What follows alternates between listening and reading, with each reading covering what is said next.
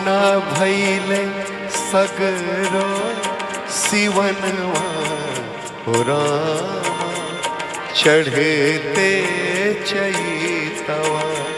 सोना भैले सगरो सिवनवा हो रामा चढ़ते चैतवा।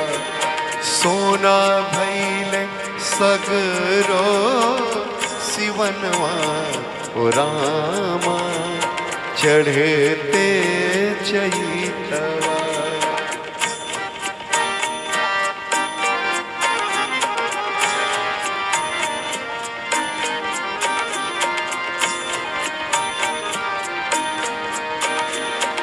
भोरे भोरे आम डारी कुकले कोयलिया। भोरे भोरे आम डारी कुकले कोयलिया। देखी देखी मन भावे गेहुआ के बलिया। देखी देखी मन भावे गेहुआ के बलिया। झुरू झुरू झुरू झुरू बहेला पवनवा हो रामा चढ़ते चैतवा।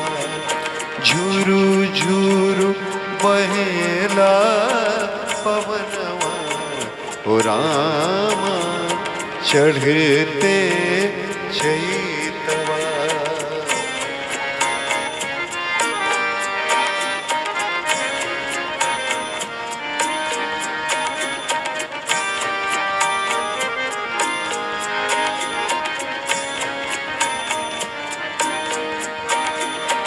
पाकी पाकी तिसिया झुनुन झुनु बाजे। पाकी पाकी तिसिया झुनुन झुनु बाजे। चना और हरिया मिलाई ताल बाजे। चना और हरिया मिलाई ताल बाजे। बाजे जैसे गोरी के कंगनवा हे रामा चढ़ते चैतवा। बाजे जैसे गोरी के कंगनवा हे रामा चढ़ते चैतवा।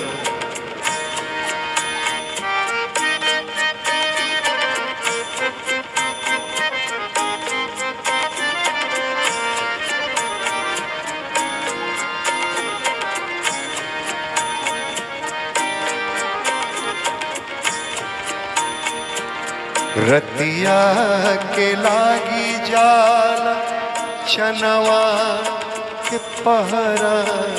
रतिया के लागी जाला चनवा के पहरा। खेतवा में जाले लो होते भीनु सहरा। खेतवा में जाले लो होत भीन सरवा। अन धन से अन धन से अन धन से भरेला अंगनवा हे रामा चढ़ते चैतवा। अन धन से भरेला अंगनवा हे रामा चढ़ते चैतवा।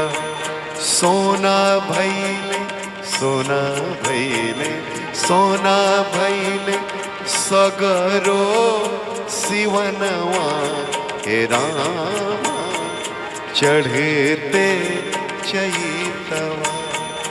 चढ़ते चैतवा चढ़ते चैतवा। नमस्कार, हम हैं डॉक्टर कमलेश उपाध्याय हरिपुरी मुंबई से। ये गीत के गीतकार हैं शिबू गाजीपुरी जी। चैता गीत कैसा लगल आप सब लिख के ज़रूर बताएं।